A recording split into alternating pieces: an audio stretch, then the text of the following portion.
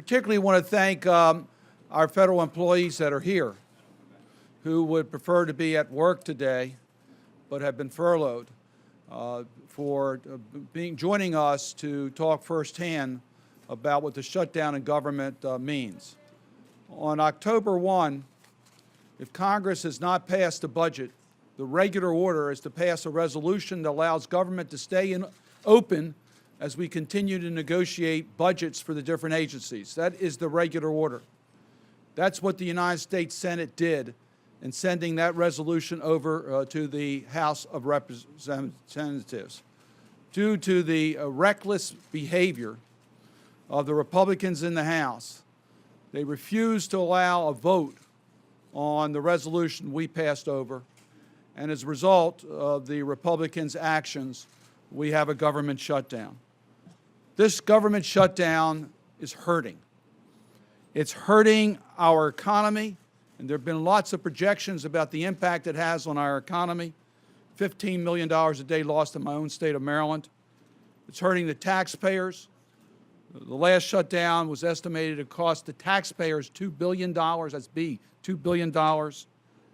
It's hurting vital services, and there's been a whole litany of vital services that have not been able to be provided as a result of the shutdown.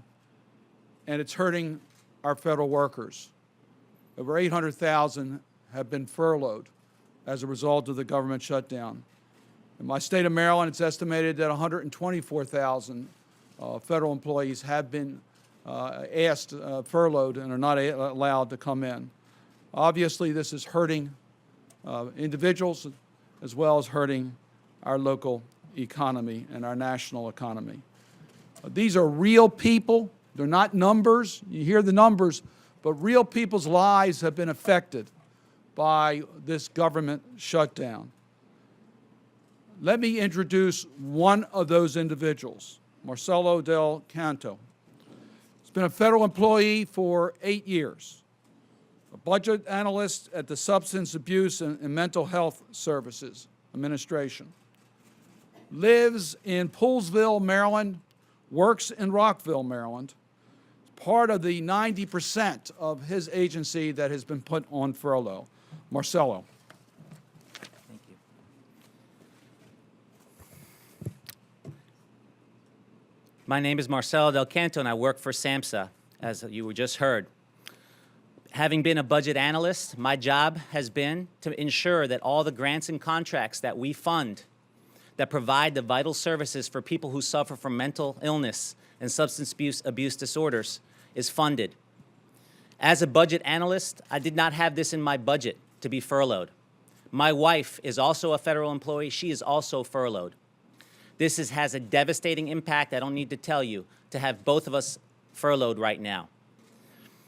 The job that we do is very important, and there's millions of people that need our services that cannot receive those services today.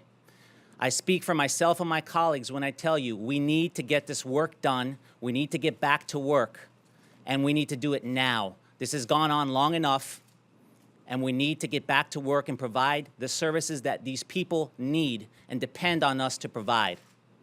Please end this and get us back to work. My name is Amy Fritz, and I work for the National Weather Service as a meteorologist. As Senator Mikulski said, I have 2 master's degrees, one in meteorology and one in physical oceanography, so that would be most qualified for this position. I build and develop the models that predict storm surge from events like Sandy that hit us last October and is still very much in the hearts of many of us. And yet, I'm not able to do my job. I'm furloughed. I can't go to work. So if something should happen during the rest of our hurricane season, I'm like the rest of the Americans, furloughed and unable to do their job. And right now, we're making critical improvements to those models, and we want to get back to work.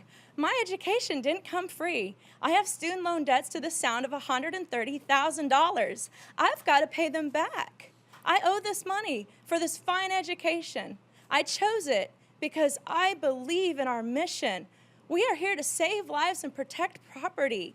And I am proud to be a civil servant for this nation. And I want to get back to work, like all of my colleagues who work for the Weather Service and are furloughed.